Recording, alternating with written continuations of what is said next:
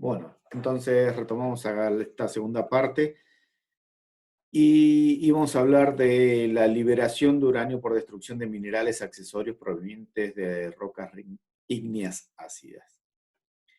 Hablábamos hoy que el uranio se concentraba en los magmas en sus últimos líquidos de cristalización y por ende los últimos minerales, los minerales accesorios que acompañan rocas ígneas ácidas, que son las últimas en formarse, normalmente tienen alto contenido de uranio.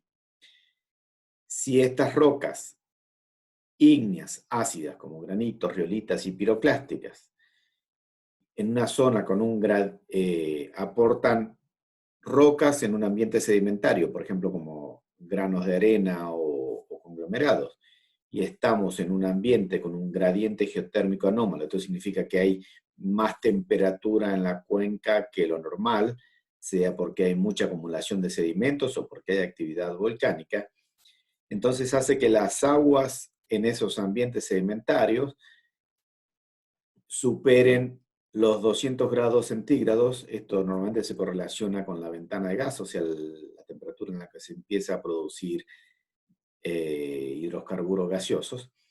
Y esta temperatura es suficiente para la destrucción de minerales accesorios, tales como monacita u otros. Aquí vemos en este cuadro a la derecha una serie de minerales accesorios portadores de uranio, pero también de algunas tierras raras. Este uranio y tierras raras puestos en solución por la destrucción de esos minerales accesorios comienzan a migrar con esas aguas, normalmente en forma lateral y ascendente, alterando la roca de caja, pues son aguas calientes, y precipitando nuevamente en condiciones de óxido-reducción. La geoquímica en estos ambientes se reconoce por ser uranio con presencia de tierras raras, itrio y torio. Esto se ve, por ejemplo, en la mina Huemul, en la provincia de Mendoza, y en otros ambientes, sobre todo donde son cuencas hidrocarburíferas sobremaduradas, o sea que han llegado a ventana de gas y mucha temperatura suficiente para destruir estos minerales accesorios. Lo que hicimos nosotros en aquel estudio sobre cuencas sedimentarias, bueno, acá mostramos tres análisis geoquímicos de muestras reales tomadas en cada una de estas cuencas sedimentarias. San Jorge en la provincia de Chubut, Gondwanica en las cuencas gondwanicas de San Juan y La Rioja, y la cuenca neuquina en ambiente de cuenca neuquina en Mendoza, esto es prácticamente en cuenca en el yacimiento de la mina Huemul. El modelo propuesto para cada uno, si vemos en la cuenca de San Jorge, vemos que prácticamente en negro son valores que podrían considerarse normales y en rojo anómalos, y vemos que básicamente en la cuenca de San Jorge es anómalo en fósforo y uranio. Normalmente en este ambiente es por destrucción o desvitrificación de cenizas volcánicas, removilización de ese uranio y precipitación por presencia de materia orgánica.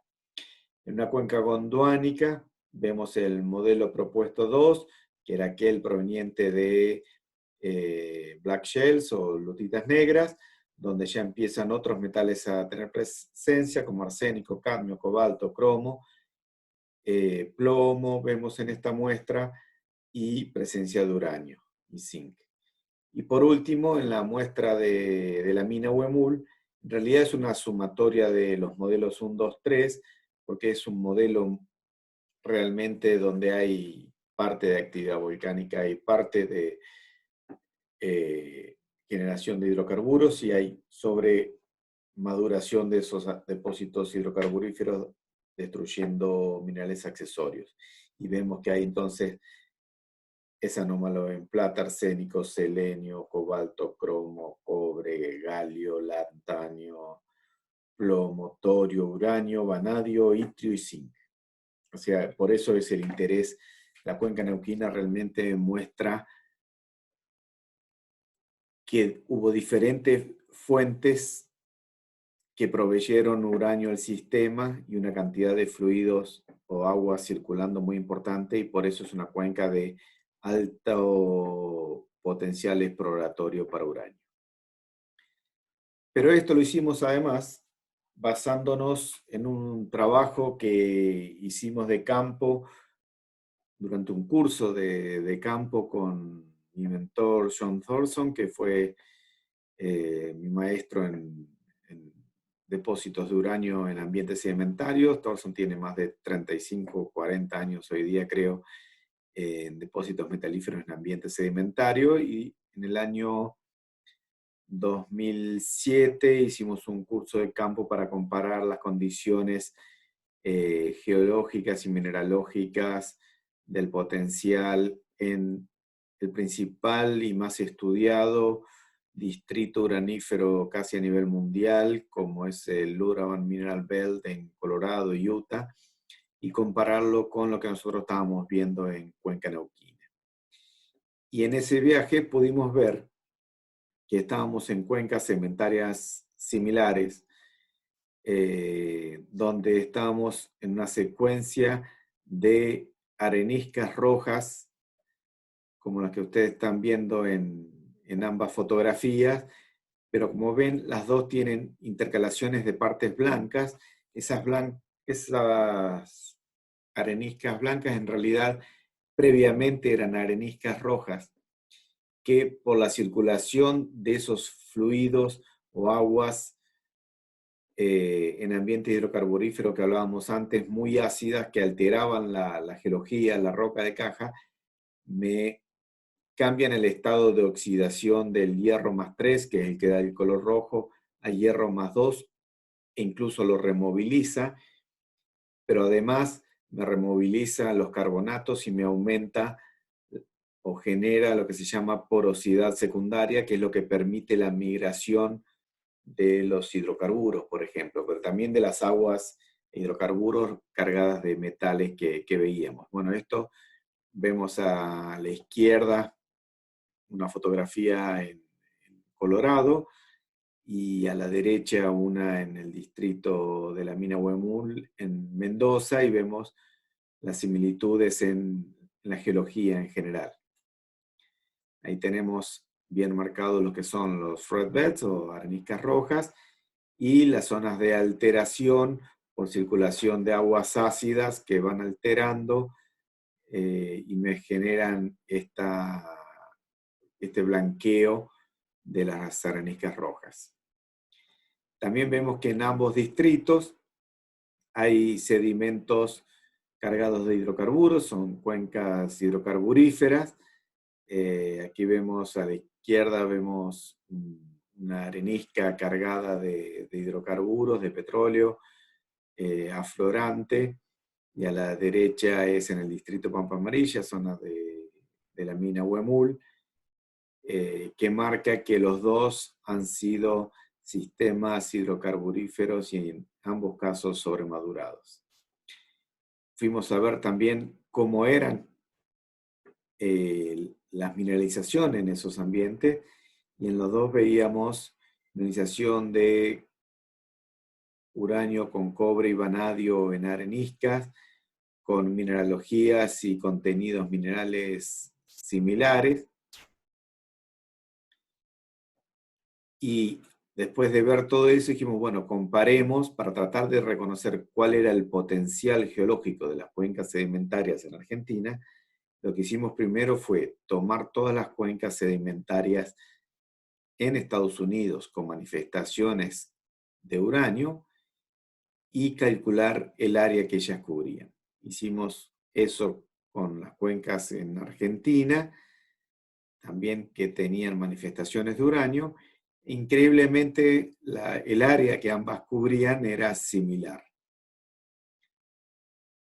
Por lo tanto, veíamos en líneas generales que sus semejanzas entre este distrito conocido en Estados Unidos y las cuencas argentinas es que cubren áreas similares superficialmente, que ambas fueron generadores, en ambos lugares son generadores de hidrocarburos líquidos y gaseosos, o sea que han llegado a ventana de petróleo y gas. Cuando digo que llegaron a Ventana de Petróleo y Gas, estoy hablando que tuvieron temperaturas que favorecieron la generación de hidrocarburos, de 120 a 180 grados más o menos para el petróleo y por arriba de los 200 grados para el gas, que presentan similitudes geoquímicas que permiten inferir que las fuentes de uranio también fueron semejantes. Vemos un montón de metales como aquellos ambientes donde las lutitas negras son las proveedoras de uranio, pero también vemos elementos traza caracterizados por tierras raras en ambientes donde se alcanzó mayor temperatura. También vemos que los depósitos están alojados en facies de ambientes fluviales, o sea, de antiguos ríos, que esos dan alta porosidad, que tenían presencia de materia orgánica, ya sea como bitumen, o sea, como petróleo sobremadurado, o restos vegetales, representando el agente reductor donde se pasa a concentrar o se pasó a concentrar el uranio. Las leyes de producción históricas eran semejantes, entre 0.05% a 0.5% U3O8, eso es entre 500 partes por millón y 5.000, y los tamaños y depósitos de modelos geológicos eran semejantes. Ahora, viendo todas estas semejanzas, teníamos una gran pregunta entonces, que era, ¿por qué entonces Argentina no estaba entre los 12 recursos mundiales de uranio como si lo estaba en Estados Unidos? Entonces tuvimos que ir a buscar las diferencias. Y lo más llamativo de todo fue que históricamente, al momento que se hizo ese estudio en 2009, en Estados Unidos se había perforado un total de 130 millones de metros en exploración de depósitos de uranio, y en minería solo se termina descubriendo minerales perforando. Digamos, uno puede tener una relación que cuanto más se perfora, más probabilidad de encontrar un depósito. A ese momento, en Argentina, solo se había perforado 250.000 metros. Eso significaba que había 520 chances más en Estados Unidos de encontrar un depósito que en Argentina. Lo que estaba faltando era inversión en Argentina. También veíamos la profundidad de exploración, que eso es un buen parámetro para decir cuán maduro es el conocimiento exploratorio, dónde estoy en mi curva del conocimiento. Digamos, la exploración maneja riesgo y para bajar los riesgos, las primeras exploraciones se basan en ambientes superficiales o subsuperficiales. Después me animo a irme un poco más profundo y cuando ya tengo un gran conocimiento de las cuencas y de los depósitos, puedo ir en profundidad. Bueno, para esa época, el 2009, el pozo más profundo conocido en Argentina era 300 metros, eso después lo pasamos un par de años más tarde, perforamos con la compañía, más lo superamos. Y en Estados Unidos, para entonces, ya estaban por los 1.500 metros de profundidad en pozos exploratorios de uranio. Eso marca muy bien la maduración en el programa de exploración. Por último, quería contarles un poquito sobre el principal distrito uranífero en la provincia de Mendoza, y esto es la antigua mina Huemul, descubierta en el año 52 y que produjo hasta mediados de la década del 70, cuando abre la mina Sierra Pintada en San Rafael. Era una pequeña producción subterránea donde en la mina solo se hacía extracción y acopio de mineral y después se llevaba a una planta de procesamiento en las inmediaciones de la ciudad de Malargüe. Esto es en el ambiente de cordillera, en una secuencia condensada de neuquina, para que se ubiquen.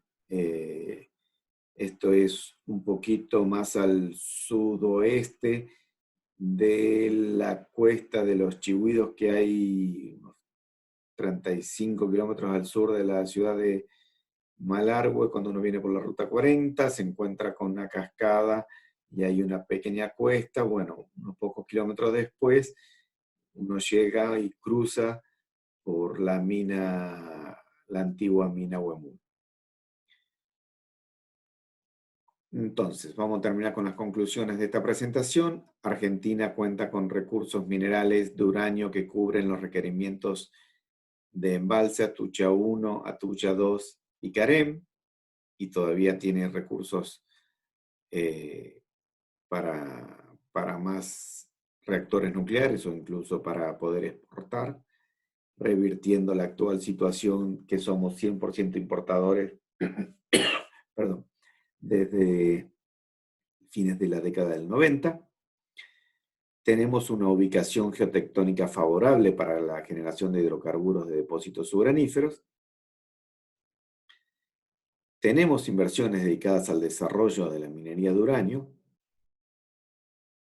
Y tenemos un potencial geológico que nosotros estimamos en por lo menos 100.000 toneladas de uranio, lo cual nos ubicaría entre las 12 principales países o recursos minerales del mundo.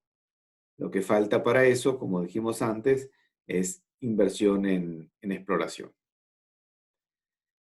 Bueno, eso fue todo. Les agradezco a todos por la charla. Espero les haya sido muy útil y quedamos abiertos para preguntas.